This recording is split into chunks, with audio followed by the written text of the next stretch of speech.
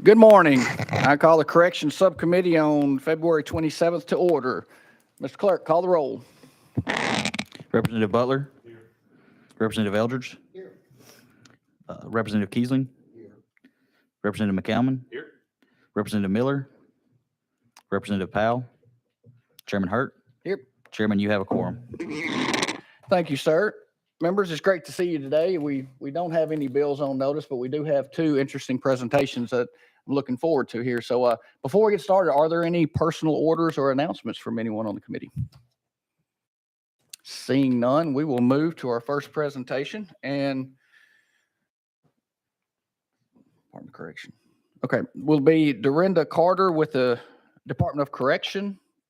Is that correct? And Angela Dunbar is with you also? Yes. Take your time.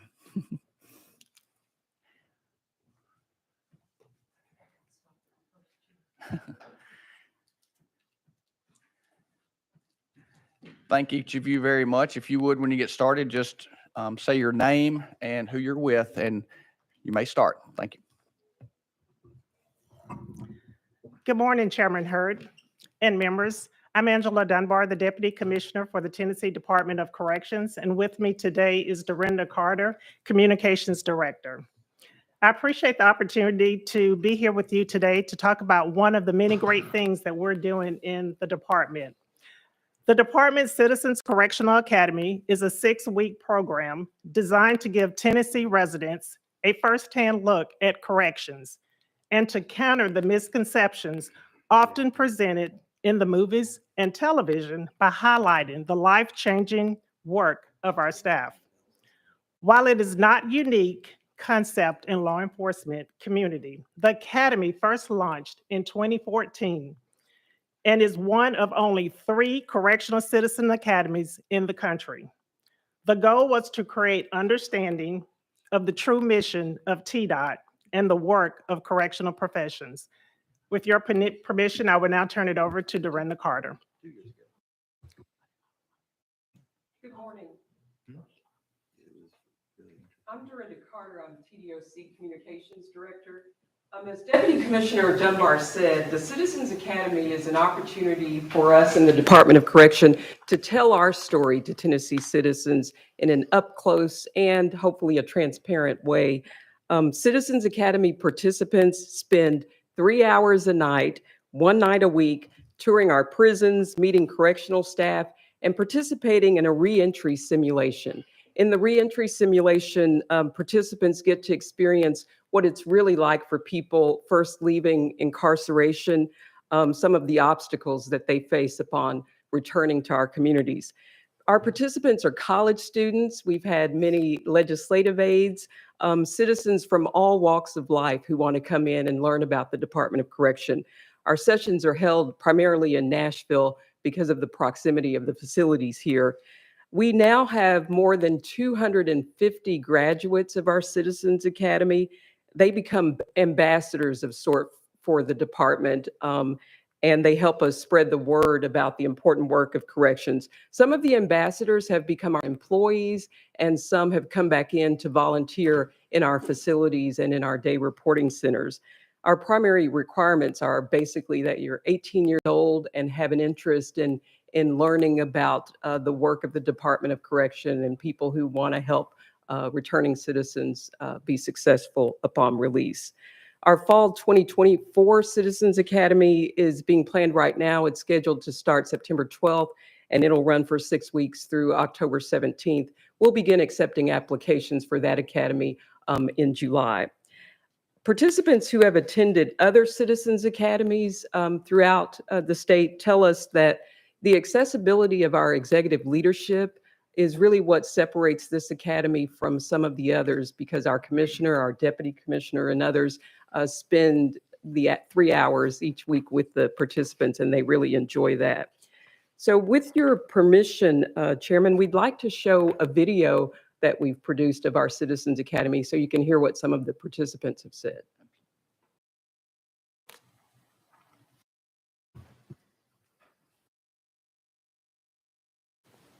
Do we need to start that? Sorry. Okay.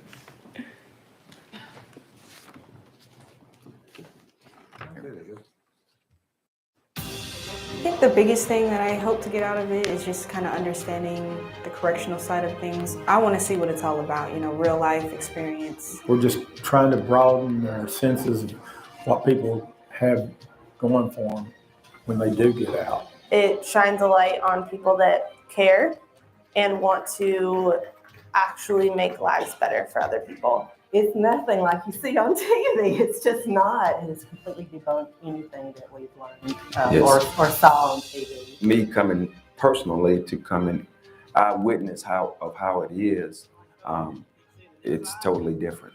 I said eye-opening because I know it was challenging, but It's a great experience. I would say amazing and brave people working here. It's about citizens kind of understanding what the criminal justice system offers and what public safety they have to help people rehabilitate back into the world. And a lot of people don't see that because they watch TV and all that stuff all the time. And it's cool. I would love for the folks that attended this to have a better understanding of what we do, and have a better understanding of the investment this organization has made for public safety in general.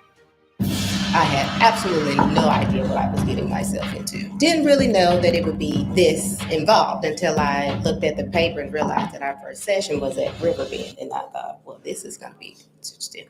I can't tell you how surprised and impressed I've been with what I've seen. This has been an amazing opportunity to get to learn about the Department of Correction here in Tennessee. Eye-opening and impressive. Those are two words that come to mind. I came in with, like most of us probably, with a lot of preconceived notions, a lot of myths. And even though I knew personally I was in no real danger, the adrenaline pumped, it was in many ways frightening. I recommend it to everyone. I don't care who you are, where you're from. This is the perfect class to get a better understanding of TDOC.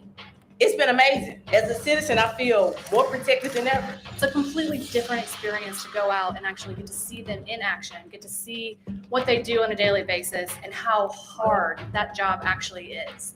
It has confirmed what I was hoping, that it was not just words, that it was really a department of rehabilitation, not punishment, and the whole experience has been eye-opening. I'm allowed to be honest, I did not expect hope to be the major takeaway from this experience. After what I've seen in Citizens Academy, I'm confident that whenever they come out on the other side, they are well equipped to re-enter their communities. I thought I knew pretty well what TDOC does. I was not entirely correct. Most of our citizens have no idea what corrections really entails. Mr. Chairman, this concludes our presentation on the Citizen Academy. Before I close, I just want to thank the more than 5,000 men and women who work in our institutions on a daily basis and appreciate the job that they do each and every day. Thank you, and we'll take any questions. Thank y'all. Very informative. I appreciate that. And I think I'm flanked on each side by individuals who have gone through your academy, and I know thoroughly enjoyed it and had some good things to tell me about it. So members, any questions for our presenters? I've got a few, or just one really. Have y'all, I know you said that it's in Middle Tennessee because of the proximity. Has there ever been any consideration for moving across to other areas of the state to be able to provide that opportunity for anybody in West and East Tennessee? Yes, sir. We were planning Citizens Academy in East Tennessee right before COVID hit, so we postponed that. But we have been looking at ways, even with the facilities being sort of spread out in the East and West, to bring citizens into the locations there and do as much as we can.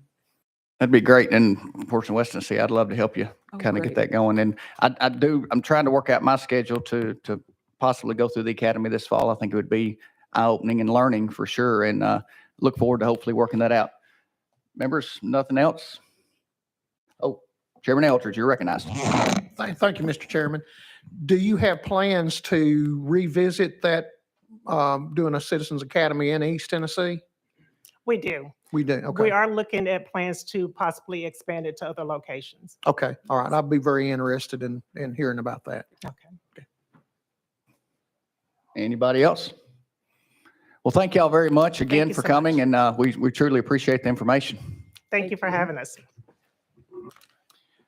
Members, next we have representatives from the Mid-Cumberland Human Resource Agency Community Correction Programs. And I hope I pronounced this right, Apris Town? Apres, okay. Mayor Bob Rill and April Clark. And while you're getting settled, Representative Butler, you're recognized. Thank you, Mr. Chairman. I just want to take a moment to recognize Pastor Grubbs over here, who is Kelly Kiesling and I's constituent, and just want to recognize him for being in committee with us today. Thank you.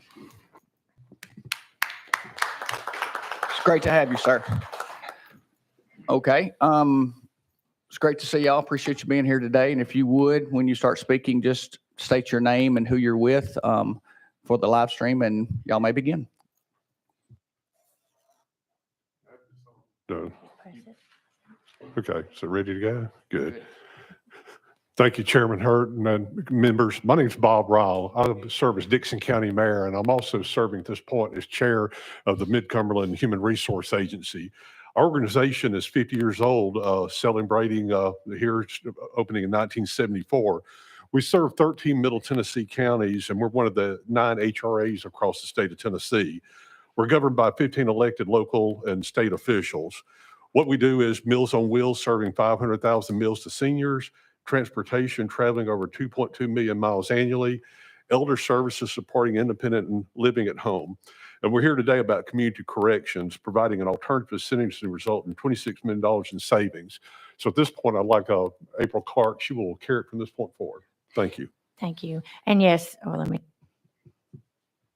thank you for having me. My name is April Clark, and I have been with Mid-Cumberland Community. Ma'am, I think try it again. Oh. How about now? Now? It's not a red light. There it is. It's red. How about now? Just lean a little bit closer to your mic. I think that'll get it. Thank you. It just went red again. There we go. Okay. My name's April Clark, and I've been with Mid-Cumberland for 32 years of our 35 years in operating community corrections. Community corrections is, as most of you know, alternative sentencing for felony offenders. We service 22 courts, 13 counties, and 6 judicial districts. While the offender is on community corrections, we provide counseling along with supervision. We coordinate community service work through local communities, from cleaning up your local ballparks to building benches and things like that for the players. We have 30-something years experience with detox and treatment providers. Those relationships, are the most important to me, because I can literally call and get somebody treatment within 24 hours just by a phone call away. And we've worked hard to develop that relationship. We operate 2-day reporting centers for the Department of Corrections. One of those is in Gallatin, and one of those is in Dixon. We just recently started that, with the new RFP that dropped 2 years ago. And we are licensed by the Tennessee Department of Mental Health Substance Abuse Services to teach outpatient services as well as DUI school. My experience and Mid-Cumberland's experience with community corrections is what drove us to create our next project, which is to provide safe, quality, affordable housing with wraparound services for Tennesseans suffering with substance use disorder in the state of Tennessee. Our project name is called Apres. It's a French word, means to come after. In our experience, we can send people to treatment all day long, but if we don't address their need when they get out of treatment, that's when they relapse, and that's when we lose them. So that's what our project is focused on. There's national stats for the need. Stable housing will decrease substance use almost by more than half, from 65% to 31%. Stable housing will also lower the incarceration of those using substance use disorder from 9% to 3%. We'll reduce the probability of relapse by, again, more than 50%. And we will increase employment from 49% to 76%. So now that we know the need, we want to address the need. At Mid-Cumberland, we'll bridge the gap between treatment and recovery, because as you all know, that is where the gap is. We'll enhance access to safe, affordable housing. Our housing is only going to cost the client $150 a week, so $600 a month. and you'll be excited to see what all they're going to get for that. Removing the barriers for employment. We will provide transportation. Again, because of our relationship throughout Dixon County, we have employers that we can call up today and they'll take our clients and put them to work tomorrow. So we don't have a problem. And they're excited about it because they know we make them work. Therefore, they're going to potentially stay on as full-time employees and then receive benefits and things of that nature after 90 days. Providing recovery-focused evidence-based services. We do have the licensure to teach the IOP. We also do some cognitive behavior training in-house. We'll be providing all that within our neighborhood service center. And we're going to boost community awareness. It's so important to get our mayors and our community leaders involved in supporting substance use disorder so that it's no longer a stigma where we want to turn the other cheek. That those days are obviously gone, and we have to address these issues on hand. This is the front of our neighborhood service center. At our neighborhood service center, it will be the point location for all of our treatment services. We'll be doing, like I said, the CBT and the licensed IOP out of there. We'll also be providing services just such as Celebrate Recovery and AA out of there as well. Also will be the hub for our job help. All offenders will come into the neighborhood service center the first day of intake. They'll be properly assessed for treatment and the type of employment that we can connect them with. We will also transport them to work, and we will transport them to mental health appointments, and we'll transport them to probation appointments, and we'll transport them to any appointment that they need, so there's no need that their needs aren't met. We'll have a faith-based option. We'll allow faith-based organizations to come in weekly and provide help to our clients. My favorite and most exciting point is we'll have a family and reunion space. I cannot tell you the years that our clients are doing their supervised visitation at McDonald's, at the Playhouse, or at a local park to where the children never see where dad lives. We have a location built out in the basement of our neighborhood service center that will be screened to where DCS can supervise the visit, but it'll be a game room and they can read and play pool and play video games. And, you know, actually the child will feel like he did go to dad's house for his visit or her visit. Eligibility criteria, they have to be male, drug-free, of course. We are not going to take anyone who's on the sex offender registry list. Completion of treatment, detox, and/or fresh out of jail, and can pass a drug screen. Also, they'll have to maintain permanent employment, but which will connect with that. The benefits of our program is going to reduce the risk because we're going to create that substance-free zone. We're going to develop and create a routine and accountability schedule for these clients. We're going to involve community support. We're going to also teach them life skills training.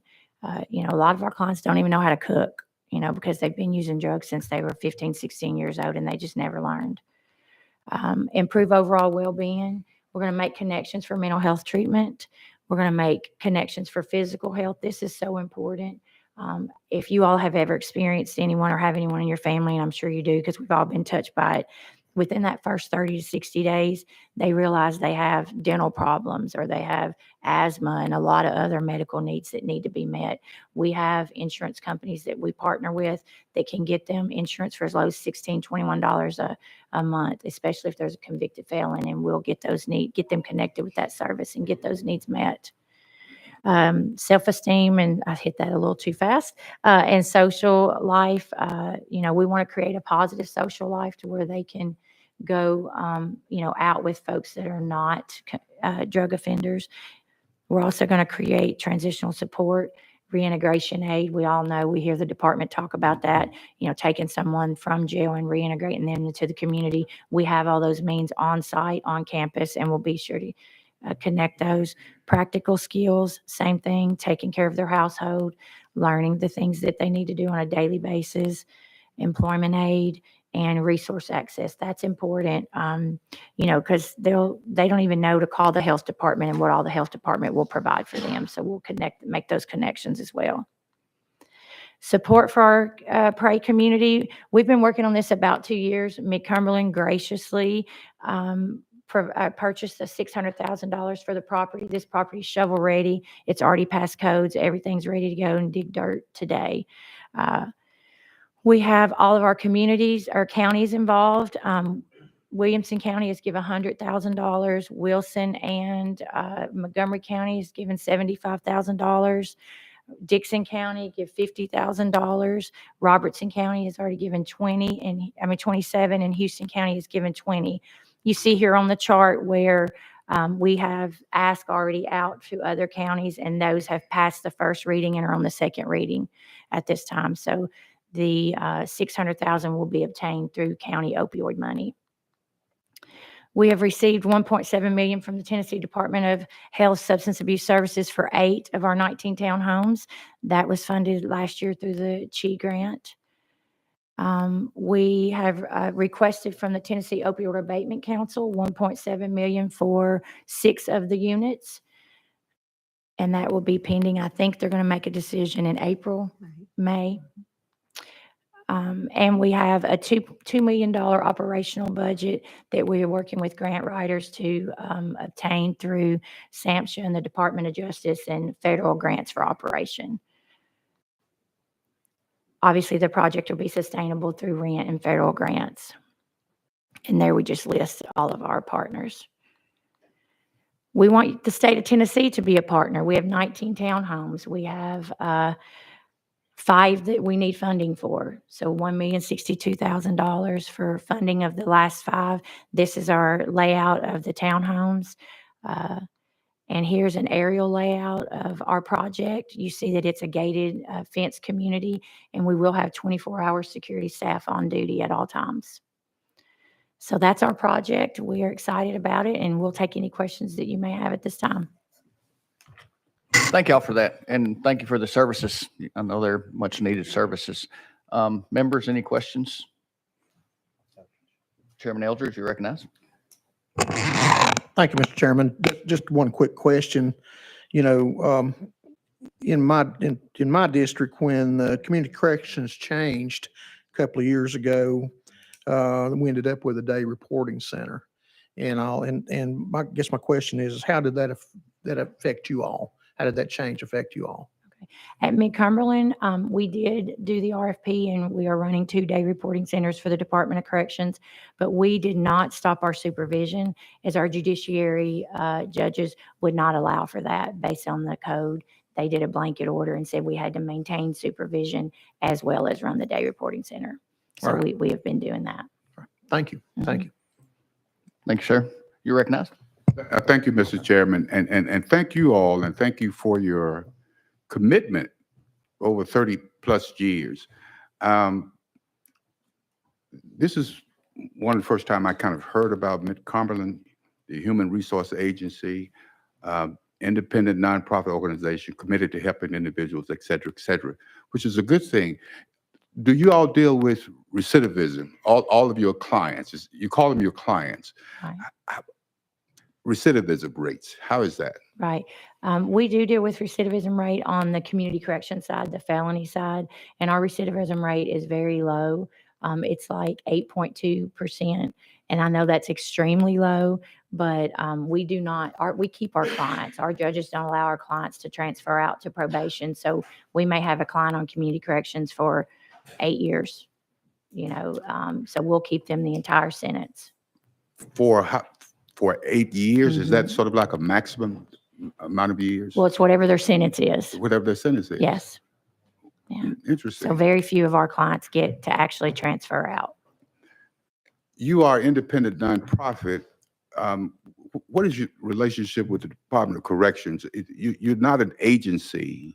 We're a contract agency. Yes, they put out an RFP to run community corrections, and we apply for that. And we have run community corrections for the Department of Corrections since its inception in 1987. So, when the Department of Corrections, I'm on Finance, Ways and Means, some of us are on that. Will you all make a presentation, or will the department have you within their budget? Yes, sir. We are within their budget. We're an allocated line in their budget. Wonderful. Yes. Okay. Yeah. And Mr. Chairman, I see where they are located in at least 13 counties. Seem as if they're doing a great job, but they hadn't come in our direction yet. So are there similar organizations within West Tennessee? I'm sure there are. Right. but Well, could- there are, and I need to clarify, the PRAY project is not funded through the Department of Corrections, just the community corrections. So this project is a separate ask outside of the Department of Corrections. But there are HRAs in both Middle and West and East Tennessee. And I think everybody's kind of watching to see how this goes. Because this is the first time that an HRA has agreed to do housing. But again, the need is there. And so, and that's why this project come about is, having the experience of knowing we can't keep sending people back to their drug communities. And in our housing, you can see, we're going to pass out a packet that'll give you the layout and all the design. It's 2-bedroom. We're not having 12, 16 deep in a home. They're going to actually have their own individual space, their own living room, kitchen, washing machine. It's going to be like a functioning apartment for them. Sounds good. Thank you. Thank you, Ms. Chairman. Thank you. Members, anybody else? You are recognized. Thank you, Mr. Chairman. I'm curious. I appreciate what y'all are doing because we realize that a housing and a job are the two leading causes for inmates not to be successful once they're released. So how many people do you serve now is question number one. And then number two, how many people will you be able to house with this facility? On the community correction side, we serve about 3,000 people. On the some of those are inactive and some of those are active with our community corrections and misdemeanor program. At the Prairie townhomes, there's 19 townhomes and we'll take 72 males. We saved 2 of those apartments for our security staff. So we'll be housing local law enforcement. They may work for the sheriff's department, but we'll have their ability to have them on site as well. Thank you. Yeah, and that'll rotate based Thank on you. their need. So, and you might have touched on this earlier, I might have missed it, but you service 3,000, kind of for the 72 that are allowed that will be allowed in this facility. Kind of explain that process, kind of where will they have to be on that list? Okay, those individuals will be referred from all of Middle Tennessee. They don't have to be just community corrections clients of Mid-Cumberland or misdemeanor clients. The other key thing, which is a big need that is lost, is we will also take non-justice involved clients. We have all the time, I personally get grandmas and grandpas and mamas and daddies calling, little Johnny does not have a criminal charge, but he has a drug problem, but there's nowhere for him to go for a reduced rate if he is not justice involved. So they don't have to just be justice involved, but we do foresee that a majority of our clients will be. Representative Powell, you are recognized. Thank you, and I apologize. I was out for most of your testimony. I had a bill across the way. Quick question. I know I was kind of listening into some of this, that you service a lot of the areas outside of Nashville. Can you speak to what kind of things might be available within Davidson County that are provided? That's not my area of expertise, but I do know that we refer out to some halfway houses here in Davidson County. Again, that's the larger one homes that have 12, 16 people inside one house. But we do refer, there are halfway houses in Davidson County. This will be the first project in the state of Tennessee to be completed like this. Anyone Yes, else? and we'll take referrals from Davidson County, obviously, as well. Thank you. Anyone else, members? Well, I want to thank y'all again for coming in and for the presentation and for the services you provided. Definitely needed, and we truly appreciate that. Thank y'all for coming. Members, you will be receiving an email with a link that'll be sent to each of your emails. So you'll have a link to these 2 presentations today. And with that, I want to also state again, our final calendar for corrections will be March 12th. Bills will need to be on notice by March 6th at 3:30. Members, anything else? Motion to adjourn. We are adjourned.